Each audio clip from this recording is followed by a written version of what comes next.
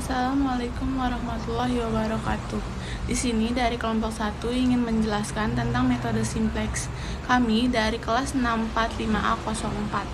Di sini saya sebagai moderator ingin memperkenalkan nama anggota kelompok 1. Yang pertama ada saya sendiri, Retno Duyanjani dengan NIM 64221508. Yang kedua ada Syarifa Irsan dengan NIM 64221536. Yang ketiga ada Yolanda Magdalena dengan NIM 64221553. Yang keempat ada Anissa Nandia Octavia dengan NIM 64221474. Yang terakhir ada Said Ramadan dengan NIM 64221851. Oke, di sini saya akan menjelaskan tentang pengertian metode simplex. Metode simplex merupakan salah satu teknik penyelesaian dalam program linear yang digunakan sebagai teknik pengambilan keputusan dalam permasalahan yang berhubungan dengan pengalokasian sumber daya yang optimal. Di sini ada 12 istilah metode simplex. Yang pertama itu ada iterasi. Iterasi itu tahapan perhitungan di mana nilai dalam perhitungan itu tergantung dari nilai tabel sebelumnya. Yang kedua itu ada variabel non-basis. Variabel non-basis itu variabel yang nilainya diatur menjadi 0 pada sembarang iterasi. Yang ketiga ada variabel basis. Variabel basis itu variabel yang nilainya bukan 0 pada sembarang iterasi. Yang keempat itu ada nilai kanan atau bisa disebut dengan NK. Nilai kanan itu nilai sumber daya pembatas yang masih tersedia. Yang kelima itu ada variabel slack. Variabel slack itu variabel yang ditambahkan ke model matematika kendala untuk mengkonversikan pertidaksamaan kurang dari menjadi sama dengan. Yang keenam itu ada variabel surplus. Variabel surplus itu variabel yang dikurangkan dari model matematika untuk mengkonversikan pertidaksamaan lebih dari menjadi persamaan sama dengan. Yang ketujuh itu ada variabel buatan. Variabel buatan itu variabel yang ditambahkan ke dalam model kendala dengan bentuk lebih dari atau sama dengan untuk difungsikan sebagai variabel basis awal. Yang kedelapan itu ada kolom pivot atau kolom kerja. Kolom pivot itu kolom yang memuat variabel masuk. Yang ke-9 ada baris pivot atau baris kerja.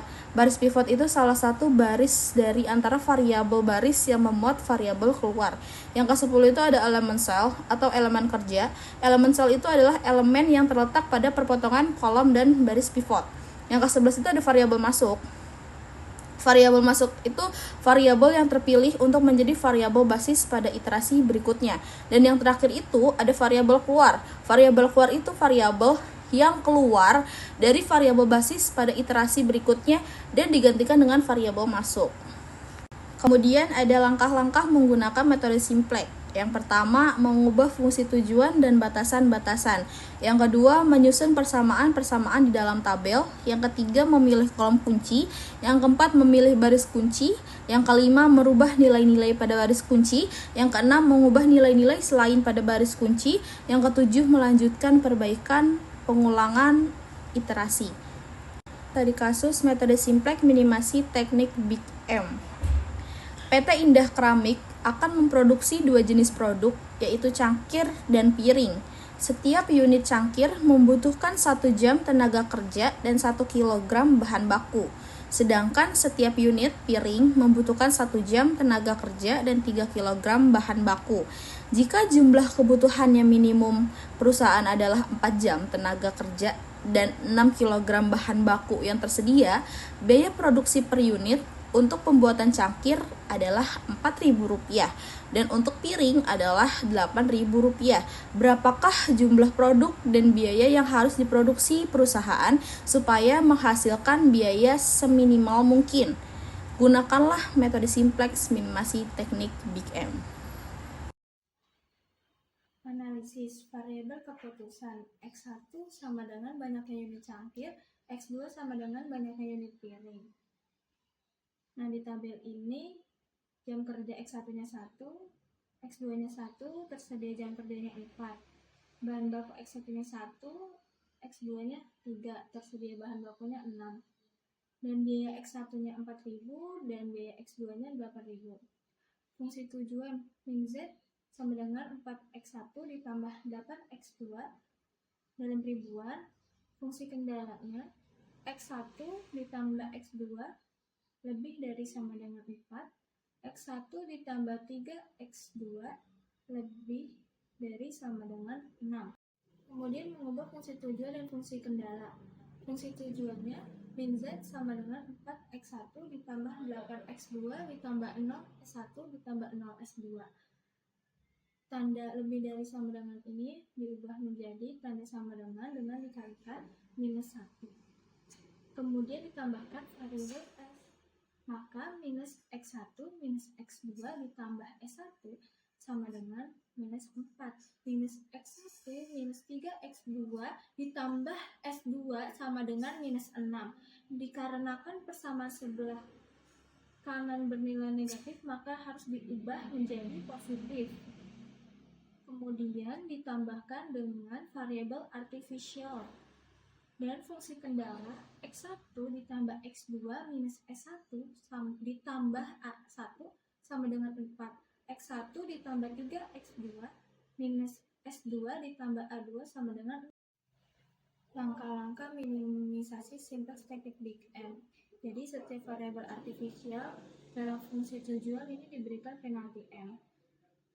Penalti bertanda negatif apabila fungsi tujuannya maksimasi dan bertanda positif apabila tujuannya minimasi. Maka persamaannya menjadi minimasi Z sama dengan 4x1 ditambah 8x2 ditambah 0s1 ditambah 0s2 ditambah MA1 ditambah MA2 dengan kendala x1 ditambah x2 minus s1 ditambah a1 sama dengan 4. x1 ditambah 3x2 minus s2 ditambah a2 sama dengan 6. Kemudian disubstitusikan a1 dan a2 ke dalam persamaan kendala. Jadi dipindah keluar a1 sama dengan 4 minus x1 minus x2 plus s1. Begitupun juga a2 sama dengan 6 minus x1 minus 3x2 plus s2. Selanjutnya substitusikan fungsi tujuan persamaan z. Z sama dengan 4x1 plus 8x2 plus MA1 plus MA2. A1-nya dimasukin ke dalam MA1, A2-nya dimasukin ke dalam MA2. Setelah itu dilakukan perhitungan dan dikumpulkan variabel-variabel yang sama. Dihasilkan Z minus 4x1 minus 8x2 plus 2x1m plus 4x2m minus ms1 minus ms2 sama dengan 10m.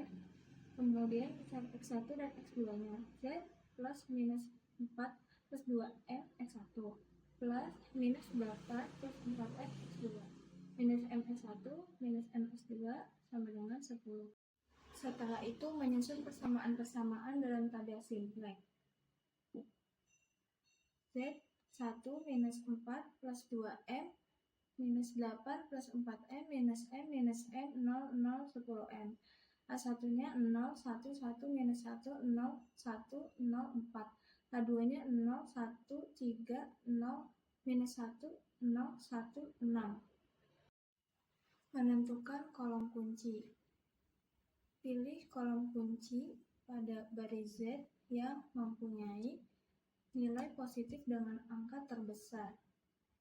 Bisa dilihat M ini senilai 1 juta. Maka antara minus 4 plus 2M dengan minus 8 plus 4M, angka positif terbesarnya itu ada di minus 8 plus 4M. Oleh karena itu, kolom kuncinya itu ada di X2 dengan minus 8 plus 4M. Setelah itu menentukan baris kunci.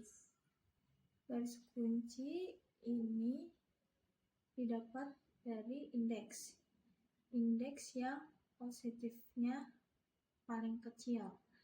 Rumus indeks sama dengan nilai kanan dibagi nilai kolom kunci. Bisa dilihat ini NK-nya 4 dibagi 1 sama dengan 4, 6 dibagi 3 sama dengan 2. Maka indeksnya yang paling kecil itu ada di 2, jadi baris kuncinya ada di A2. Dan angka kuncinya itu 3. Angka kunci ini adalah pertemuan antara kolom dan baris. Di langkah selanjutnya, X2 variabel masuk dan A2 variabel keluar. Kemudian kita harus mengubah nilai-nilai baris kunci. Baris kunci baru rumusnya sama dengan baris kunci lama dibagi angka kunci. Baris lamanya itu ada 1, 3, 0, minus 1, 0, 1, 6 dibagi 3. Hasilnya 1/3, 1, 0, 1/3, minus 1/3, 0, 1/3, dan 2 ditaruh di baris yang X2. Setelah mendapatkan nilai baris kunci baru, kita harus mengubah nilai-nilai selain pada baris kunci dengan cara baris lama dikurang koefisien pada kolom kunci dikali baris kunci baru. Mencari yang baris Z baru. Baris Z lamanya itu ada minus 4 plus 2M, minus 8 plus 4M, minus M, 0, 0, 10M. Dan koefisien kolom kuncinya minus 8 plus 4M dan dikali dengan baris kunci barunya 1/3, 1, 0, minus 1/3, 0, 1/3, 2. Dan didapatkan nilai baru baris Z-nya itu minus 4 plus 2M/3, 0, minus M, minus 8/3, 0, minus 4M plus 8/3, 2M plus 16. Sama seperti yang tadi, baris A1 barunya, baris A1 lamanya itu 1, 1, minus 1, 0, 1, 0, 4. Efisien kolom kuncinya 1 dikali dengan baris kunci barunya 1/3, 1, 0, minus 1/3, 0, 1/3, 2. Didapatkan baris A1 barunya 2/3, 0, minus 1, 1/3, 1, minus 1/3, 2. Kemudian dimasukkan ke dalam tabel iterasi 1. Bisa dilihat di baris Z-nya, ini ada 1 minus 4 plus 2M/3, 0 minus M, minus 8/3, 0 minus 4M plus 8/3, NK-nya 2M plus 16. H1-nya 0, 2/3, 0, minus 1, 1/3, 0, minus 1/3, 2. X2-nya 0, 1/3, 1, 0, minus 1/3, 0, 1/3, 2. Nah, karena di baris Z-nya ini masih ada angka yang positif, maka dilakukan iterasi kembali dan dilanjutkan perhitungan oleh rekan saya. Seperti teman saya jelaskan tadi, di sini saya melanjutkan perbaikan kembali menentukan kolom kunci, baris kunci, dan angka kunci. Di sini kolom kuncinya yang berwarna kuning atau X1 yang ada pada kolom ini ada min 4 tambah 2M/3, 2/3, 1/3. Lalu pada langkah berikutnya variabel A1 keluar, kemudian variabel X1 masuk. Angka kunci di sini ada 2/3. Di sini saya akan menjelaskan kembali mengubah nilai-nilai baris kunci. Sebelumnya teman saya juga sudah menjelaskan rumusnya, yaitu baris kunci baru sama dengan baris kunci lama dibagi angka kunci. Baris kunci baru sama dengan baris kunci lamanya itu ada 2/3, 0, min 1, 1/3, 1, min 1/3, 2. Angka kuncinya ada 2/3. Jadi di sini 2/3, 0, min 1, 1/3, 1, min 1/3, 2 dibagi 2/3. Hasilnya 1, 0, min 3/2, 1, 3/2, min 1/2, 3. Setelah saya mendapatkan hasil dari rumusan tadi, di sini saya masukkan ke dalam kotak X1, yaitu ada 0, 1, 0, min 3/2, 1/2, 3/2, min 1/2, 3. Setelah teman saya jelaskan, di sini saya akan mengulang kembali perhitungannya. Mengubah nilai-nilai selain pada baris kunci.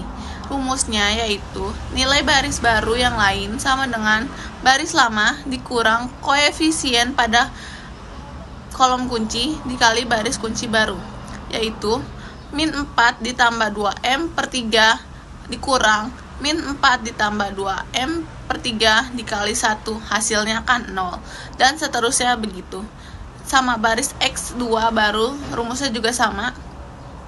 Di sini ada 1/3 dikali 1/3 dikurang 1 sama dengan. Setelah mendapatkan hasil semua, kita masukkan ke dalam tabel iterasi 2. Variabel dasar ada Z, X1, X2. Z-nya ada 1, 0, 0, min 2, min 2, 2 dikurang M, min M ditambah 2, 20. Yang X-nya ada 0, 1, 0, min 3 per 2, 1 per 2, 3 per 2, min 1 per 2, 3. Yang X2-nya ada 0, 0, 1, 1 per 2, min 1 per 2, min 1 per 2, 4 per 3, 1. Koefisien pada baris Z semuanya sudah non-positif, iterasi sudah selesai, dan solusi sudah optimal. Z sama dengan 20 dalam ribuan, X1 sama dengan 3, X2 sama dengan 1.